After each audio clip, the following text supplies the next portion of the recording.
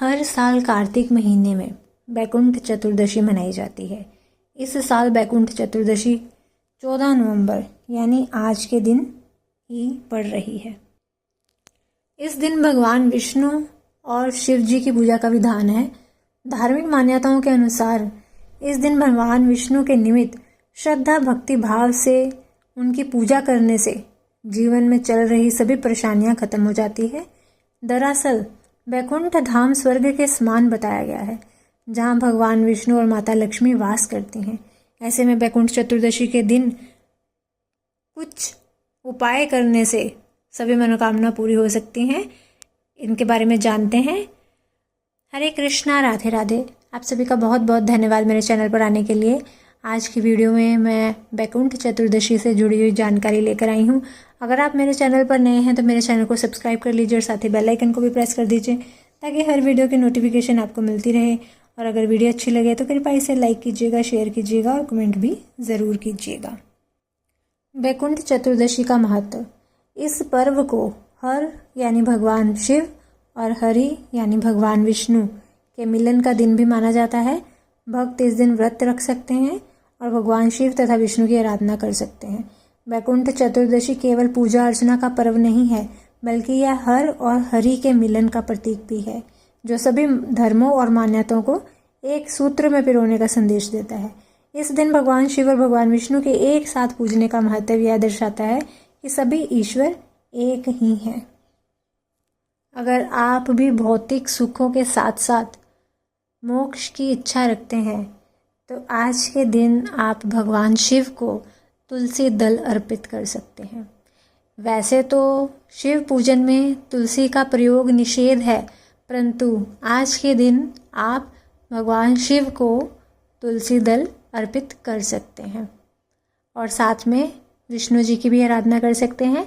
तो दोनों की पूजा का संगम आज के दिन बहुत ही शुभ फलदायी है। और आप बैकुंठ चतुर्दशी की कथा सुन सकते हैं, जो कि मैं आगे कहने जा रही हूँ। छोटी छोटी सी कथाएं हैं, 3 तरह की कथाएं हैं। तो मैं शुरू करती हूँ पहली कथा को। धार्मिक धर्म ग्रंथों के अनुसार एक बार श्री हरि विष्णु भोलेनाथ की पूजा करने के लिए काशी आए। गंगा में स्नान करने के बाद उनकी इच्छा भगवान शिव को 1000 स्वर्ण कमल पुष्प चढ़ाने की हुई। पूजा के दौरान भगवान विष्णु ने देखा कि फूलों की संख्या कम है। कहा जाता है कि भगवान शिव ने भगवान विष्णु की भक्ति की परीक्षा लेने के लिए एक फूल को छिपा दिया था। जब भगवान विष्णु को कमल का फूल नहीं मिला तो उन्होंने अपनी एक आंख भोलेनाथ को दान करने का विचार किया।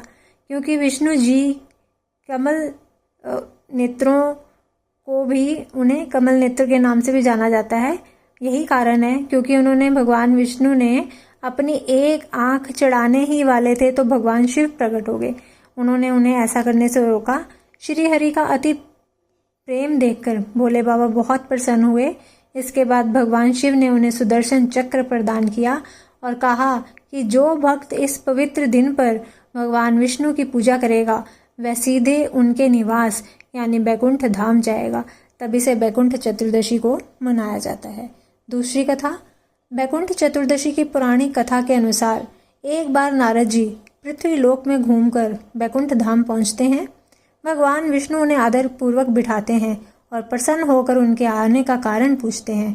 नारद जी कहते हैं कि हे प्रभु, आपने अपना नाम कृपा निधान रखा है।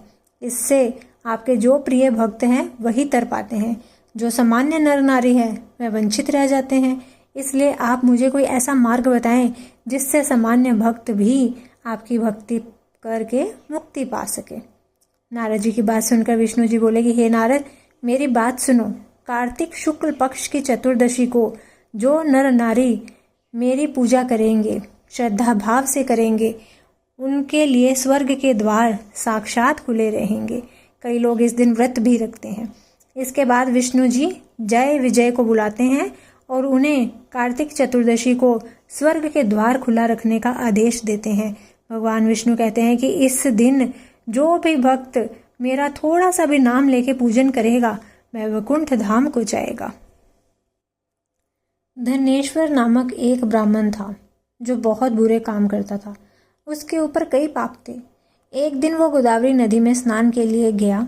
उस दिन बैकुंठ चतुर्दशी थी। कई भक्तजन उस दिन पूजा अर्चना करके गोदावरी घाट पर आए थे। उस भीड़ में धनेश्वर भी उन सभी के साथ था। इस प्रकार उन श्रद्धालुओं के स्पर्श के कारण धनेश्वर को भी पुण्य मिला। जब उसकी मृत्यु हो गई तब यमराज उसे लेकर गए और नरक में भेज दिया। तब भगवान विष्णु ने कहा कि यह बहुत पापी है, पर इसने बैकुंठ चतुर्दशी के दिन गोदावरी स्नान किया और श्रद्धालुओं के पुण्य के कारण इसके सभी पाप नष्ट हो गए हैं, इसलिए इसे बैकुंठ धाम मिलेगा। अतः धनेश्वर को बैकुंठ धाम की प्राप्ति हुई। तो यह तीसरी कथा है।